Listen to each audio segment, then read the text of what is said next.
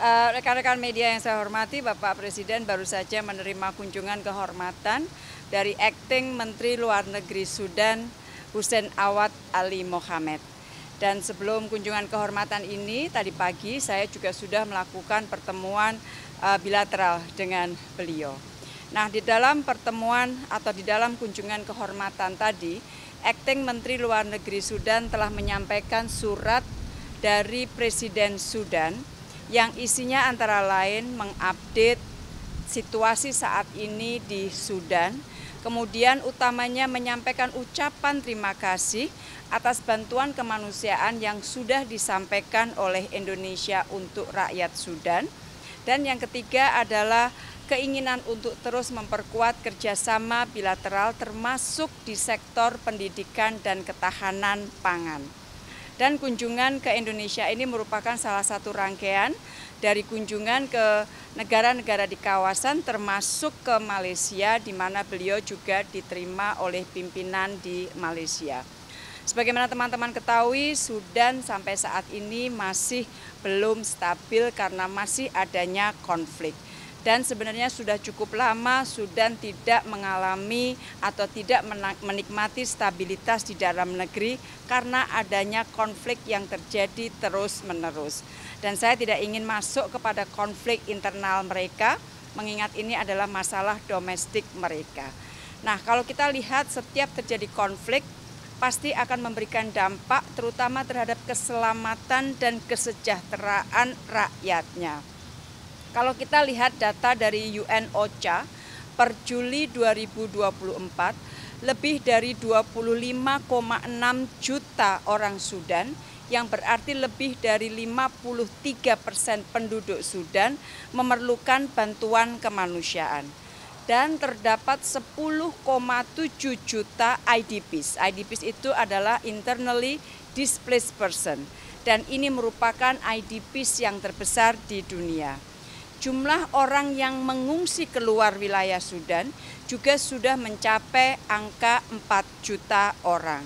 Dan Sudan pada saat ini juga menghadapi berbagai tantangan kesehatan, antara lain penanganan monkeypox, DPD, malaria, dan juga malnutrisi.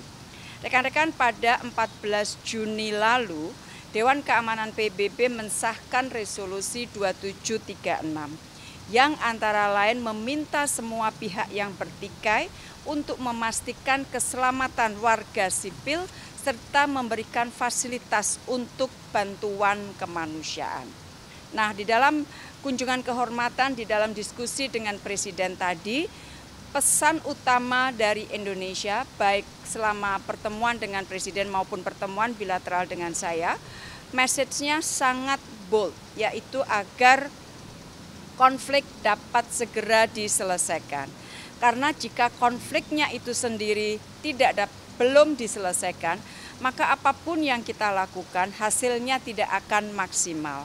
Presiden mengatakan bahwa perdamaian adalah kondisi utama yang diperlukan sebelum kita bicara hal yang lain seperti pembangunan ekonomi, kesehatan, pendidikan, dan lain-lain.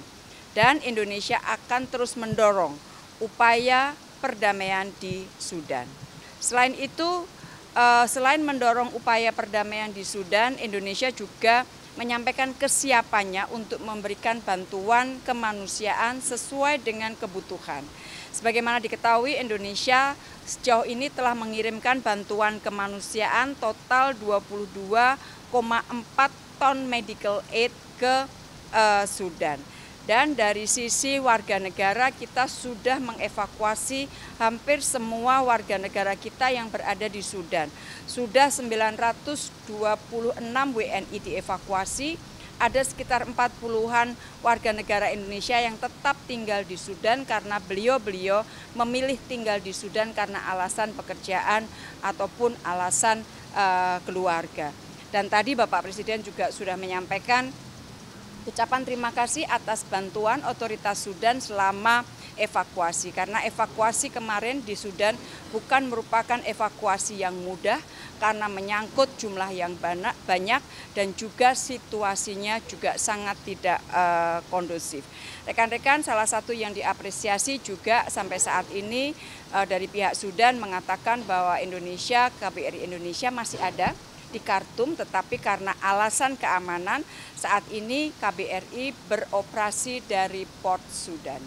Jadi itu yang tadi dibahas oleh Bapak Presiden bersama dengan Acting Menteri Luar Negeri Sudan. Terima kasih.